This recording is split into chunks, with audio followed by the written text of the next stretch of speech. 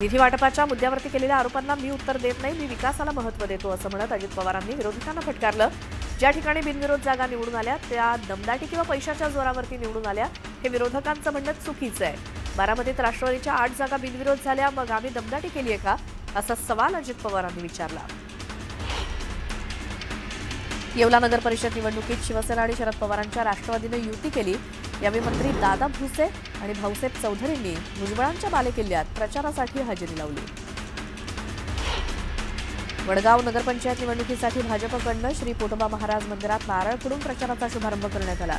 भ्रष्टाचारमुक्त नगरपंचायतीसाठी सर्व 17 उमेदवार निवडून द्या असं आवाहन यावेळी भाजप प्रदेशाध्यक्ष रवींद्र चव्हाण यांनी केलं. कर्जत नगरपालिकेत स्वाती लाड विरुद्ध पुष्पा दगडे यांच्यात चुरस आहे. त्यामुळे आता महेंद्र थोरवे आणि सुधाकर घारेंची प्रतिष्ठा पणाला लागणार आहे. दरम्यान आपलाच विजय होईल असा विश्वास भाजप शिवसेना युतीचे उमेदवार स्वाती लाड यांनी व्यक्त केला. गडचिरोलीमध्ये काँग्रेसला मोठा धक्का बसलाय. काँग्रेसचे राज्य सरचिटणीस अतुल बल्लेलवार यांनी काँग्रेसचा हात सोडत भाजपची वाट धरली. महसूल मंत्री चंद्रशेखर बावनकुळे यांच्या उपस्थितीत त्यांनी भाजपात प्रवेश केला. महसूल मंत्री चंद्रशेखर बावनकुळे यांनी मंडप पूर्ण का नाही टाकला याबाबत विचारणा केली. तेव्हा जिल्हाध्यक्षांनी खर्चाचं बजेट कमी असल्याचं सांगितलं. तेव्हा निवडणूक आयोगाला आपण हिशोब देऊ, तुम्ही हिशोबासाठी घाबरू नका, आमच्या लाडक्या बहिणींना उन्हात बसवू नका असं म्हणत बावनकुळे यांनी जिल्हाध्यक्ष रमेश बारसागडे यांचे कान टोचले. पालघरच्या वाडामध्ये एकनाथ शिंदेंच्या प्रचार सभेचं आयोजन करण्यात आलं होतं. वाडाची नगराध्यक्ष शिवसेनेची वाघीण असेल असं शिंदेंनी सांगितलं. यवतमाळच्या पालकमंत्र्यांनी उमेदवारी अर्ज मागे घेण्यासाठी 5 ते 10 लाखांचा आमिष दाखवल्याचा आरोप शिवसेना उभाठा पक्षाचे नेते संजय देशमुख यांनी केला. भ्रष्टाचाराच्या पैशांना सामान्यांची फसवणूक चालू असल्याचा आरोप करत संजय देशमुखांनी संजय राठोडांवरती निशाणा साधला. शिरूरची जनता आम्हालाच विकासाच्या जोरावरती संधी देणार असल्याचं वक्तव्य अशोक पवारांनी केलं. शिरूरमधून शरद पवारांच्या राष्ट्रवादीकडून अलका खांडरे नगराध्यक्षपदाच्या उमेदवार आहेत. शिरूर नगर परिषदेच्या निवडणुकीत महायुतीसाठी प्रयत्न केला होता, मात्र सहयोगी पक्षांचा प्रतिसाद मिळाला नाही असा आरोप आमदार माऊली कटके यांनी केला. सर्व समाजाला बरोबर घेऊन शिरूरच्या सर्वांगीण विकासाच्या मुद्द्यावरती निवडणुकांना सामोरं जातोय असं माऊली कटके यांनी सांगितलं. सांगोल्यात भाजपचे उमेदवार मारुती बनकर यांच्यासाठी प्रचाराची सुरुवात झाली आहे. पालकमंत्री जयकुमार गोरेंच्या नेतृत्वात पदयात्रा काढून प्रचाराचा शुभारंभ करण्यात आला. पंढरपूर नगर परिषदेच्या निवडणुकीत 133 उमेदवार नगरसेवक पदासाठी रिंगणात आहेत, तर नगराध्यक्ष पदासाठी 5 उमेदवार रिंगणात आहेत. दरम्यान कुणाचा विजय होणार हे पाहणं महत्त्वाचं आहे. संगमनेरमध्ये बाळासाहेब थोरातांच्या उपस्थितीत प्रचार कार्यालयाचं उद्घाटन करण्यात आलं. दरम्यान थोरातांनी गेल्या 40 वर्षात विकासाचा पाढा वाचत विरोधकांवरती टीका केली. चिखलदऱ्याचा विकास व्हावा म्हणून मला बिनविरोध निवडून दिलं. चिखलदऱ्यातून बिनविरोध निवडून आल्यानंतर आल्हाद कलोती यांनी ही प्रतिक्रिया दिली. बुलढाण्याच्या खामगावमध्ये नगरपालिका निवडणुकीत महायुतीचे 3ही पक्ष स्वतंत्र लढत आहेत. आज शिवसेनेकडून प्रचाराचा शुभारंभ करण्यात आला. शिवसेनेकडून अश्विनी माळवदेंना उमेदवारी देण्यात आली आहे. उपमुख्यमंत्री अजित पवारांनी माजलगावमध्ये कार्यकर्त्यांशी संवाद साधला. यावेळी निवडणुकीच्या तयारीचा अजित पवारांनी आढावा घेतला.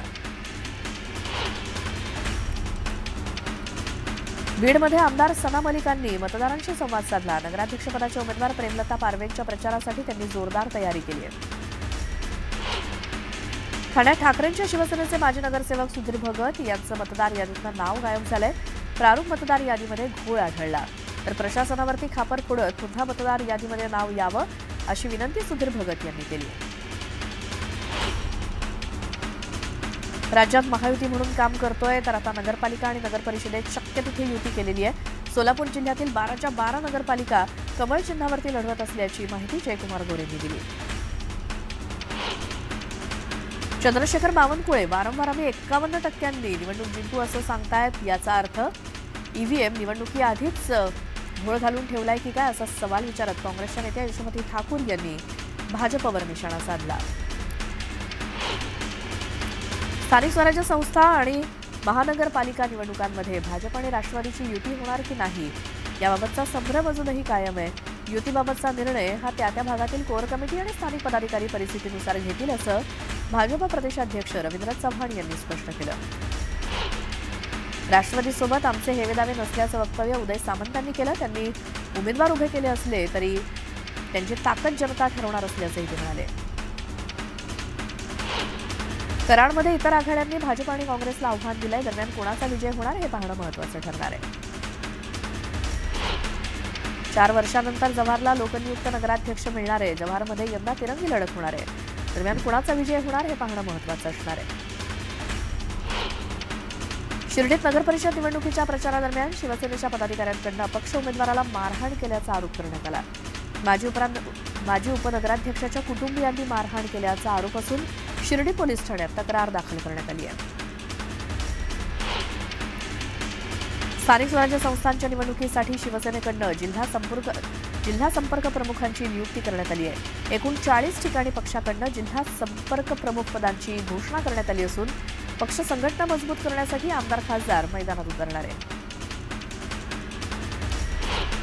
अंबरबागमधील ठाकरेंच्या शिवसेनेचे शहर प्रमुख गेल्या 4 दिवसांपासून नॉट रिचेबल होते. उमेदवारी न मिळाल्यामुळे ते नाराज असल्याची चर्चा होती. दरम्यान आता ते ठाकरेंच्या शिवसेनेचा प्रचार करणार आहेत. जालन्यामध्ये अजित पवार पोलिसांवरती संतापले. परतूर नगर परिषदेच्या उमेदवारांना डी झोनमध्ये येऊ न दिल्यामुळे अजित पवार भडकले. अजित पवारांनी सर्व उमेदवारांना डी झोनमध्ये बसवण्यास सांगितलं. नगर परिषद निवडणुकीमध्ये एकाच कुटुंबातील सदस्य एकमेकांच्या विरोधात दंड थोपटून रिंगणात उतरले. छत्रपती संभाजीनगरच्या खुलताबाद नगराध्यक्षपदासाठी भाजपचे उमेदवार परसराम बारगळ आणि शिवसेना शिंदे गटाचे बाबासाहेब बारगळ हे दोघे काका पुतणे आमनेसामने उभे आहेत. कणकवली प्रभाग क्रमांक 7 मध्ये रहिवासी नसलेल्या मतदारांची अनधिकृत नोंदणी झाल्याबाबत चौकशी करण्याची मागणी आमदार निलेश राणे यांनी कणकवलीचे निवडणूक निर्णय अधिकारी यांच्याकडे लेखी पत्राद्वारे केली आहे. मतदार याद्यांमध्ये गंभीर गैरव्यवहार आढळत असल्याचा आरोप त्यांनी केला आहे. आगामी महापालिका निवडणुकीसाठी प्रसिद्ध केलेल्या प्रारूप मतदार याद्यांमध्ये गोंधळ झाल्याचं निदर्शनास येत आहे. ज्या 12 नंबरच्या प्रभागातनं 2017 साली नगरसेवक झालेले राष्ट्रवादी काँग्रेसचे पंकज भालेकर यांचं नाव थेट जवळच्या चिखली प्रभागात गेल्यामुळे मोठा गोंधळ उडाला. नांदेड जिल्ह्यामध्ये नगरपरिषद निवडणुकीत भाजपनं खातं उघडलं.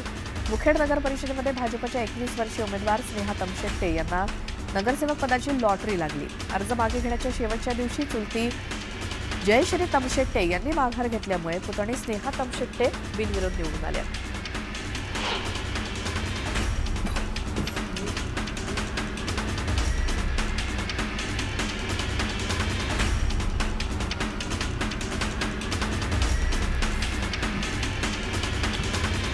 गुहागर नगरपंचायतीमध्ये भारतीय जनता पार्टीच्या उमेदवार वैशाली संतोष माळवतकर या वॉर्ड क्रमांक 5 मधनं बिनविरोध निवडून आल्या आहेत. या बिनविरोध निवडीमुळे युतीमध्ये उत्साहाचं वातावरण आहे. खेड आळंदी विधानसभा मतदारसंघात 3 नगरपरिषदांच्या निवडणुका होत असून राजगुरुनगर, चाकण आणि आळंदी या 3ही ठिकाणी अजित पवारांच्या राष्ट्रवादी काँग्रेस पक्षानं स्वतंत्र पॅनल उभं केलंय. या निवडणुकीत आम्हाला नक्कीच यश मिळेल असा विश्वास माजी आमदार दिलीप मोहिते यांनी व्यक्त केला. लांजा नगरपंचायतीमध्ये महायुतीची डोकेदुखी वाढली आहे. भाजप बंडखोर उमेदवारांना माघार घेतलेली नाही. जागा वाटपात न्याय न मिळाल्यामुळे नगराध्यक्षपदासह सर्वच जागांवरती भाजपचे बंडखोर उमेदवार रिंगणात उतरले.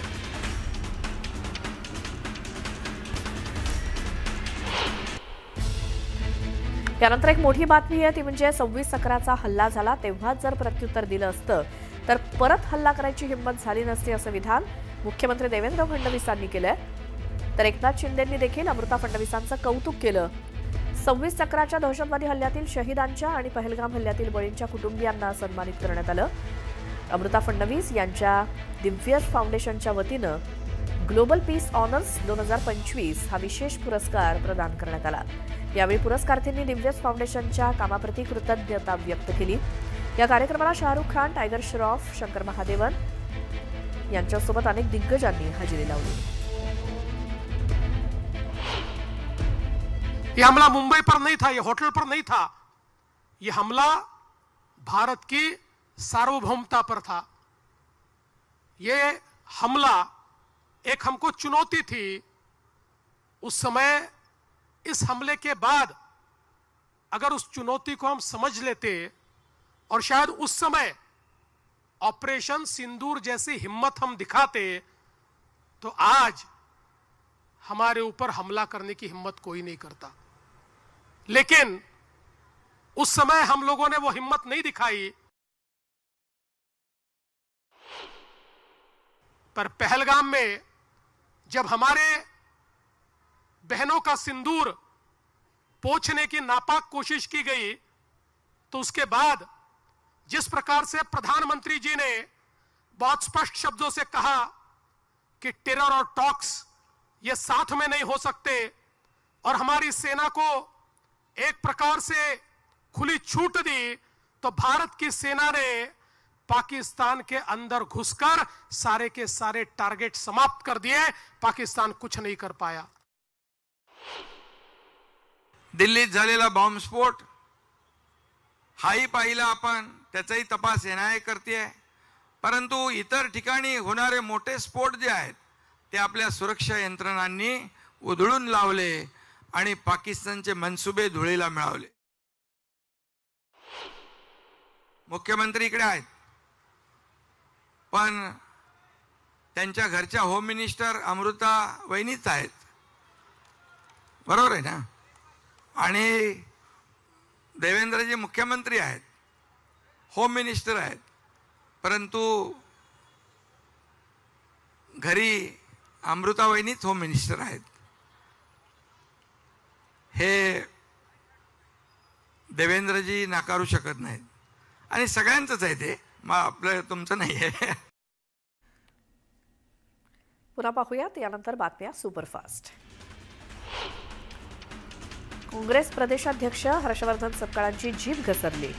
मुख्यमंत्री देवेंद्र फडणवीसांचा सपकाळांनी दरिंदा असा उल्लेख केला। त्यांच्या या वक्तव्यामुळे वादाची शक्यता आहे। मुंबईत शरद पवारांच्या नेतृत्वात राष्ट्रवादी शरदचंद्र पवार पक्षाची महत्त्वाची बैठक झाली। यात शरद पवारांच्या पक्षानं निवडणुकीसाठी उद्धव ठाकरे आणि राज ठाकरे यांच्याशी युती करण्याचे संकेत दिले। शिवसेना आणि मनसे आधीच एकत्र आले, त्यासाठी कोणाचा आदेश किंवा परवानगीची गरज नाही अशा शब्दात संजय राऊतांनी अप्रत्यक्षपणे काँग्रेसला टोला लगावला। शरद पवार आणि डावे पक्ष सुद्धा एकत्र आहेत, मुंबई वाचवा अशी पोस्ट संजय राऊतांनी एक्सवरती केली। काँग्रेस पक्ष मतांचं लांगुलचालन करणारा पक्ष आहे अशा शब्दात चंद्रशेखर बावनकुळेंनी काँग्रेसवरती निशाणा साधला। बिहारच्या निवडणुकीत वेगळा नारा दिला, आता मुंबईसाठी वेगळा नारा देणारा पक्ष काँग्रेस पक्ष हा मतांचं लांगुलचालन करतोय असं बावनकुळे म्हणाले। उपमुख्यमंत्री एकनाथ शिंदे यांच्या दिल्ली दौऱ्यानंतरही भाजपबद्दलची शिंदेंच्या मंत्र्यांची नाराजी कायम असल्याचं कळतंय। धाराशिव येथील कौटुंबिक विवाह सोहळ्यात मुख्यमंत्री देवेंद्र फडणवीस यांची भेट परिवहन मंत्री प्रताप सरनाईकांनी टाळली, आणि पालकमंत्री म्हणून प्रोटोकॉलनुसार मुख्यमंत्री यांची भेट घेणं आणि स्वागत करणं गरजेचं असताना त्यांनी ही भेट टाळली। रमेश परदेशींनी भाजपात पक्षप्रवेश केल्यानंतर मनसे नेते अमेय खोपकर पहिल्यांदाच पुणे दौऱ्यावरती आहेत। ते चित्रपट सेनेच्या पदाधिकाऱ्यांची बैठक घेणार आहेत। दरम्यान मनसेमध्ये काही पदाधिकारी पक्षप्रवेश करणार आहेत। तुम्ही घड्याळाचं चित्र दाबा, तुम्हाला पुढची 5 वर्ष निधीची कमतरता पडू देणार नाही। राष्ट्रवादी काँग्रेस पक्षाला साथ दिली तर बदल घडवून दाखवू असं आश्वासन अजित पवारांनी दिलं। एक हाती सत्ता राखणं हे काही येड्यागावळ्याचं काम नाही असं अजित पवार म्हणाले। अजित पवार मतदारांना धमकी देत आहेत, निधी त्यांच्या हातात आहे म्हणून ते धमकी देतात, त्यामुळे पारदर्शक निवडणुका होतील का हा प्रश्न आहे असं विजय वडेट्टीवार म्हणाले। पैसे देऊन बिनविरोध उमेदवार निवडून आणले असाही आरोप वडेट्टीवारांनी केला।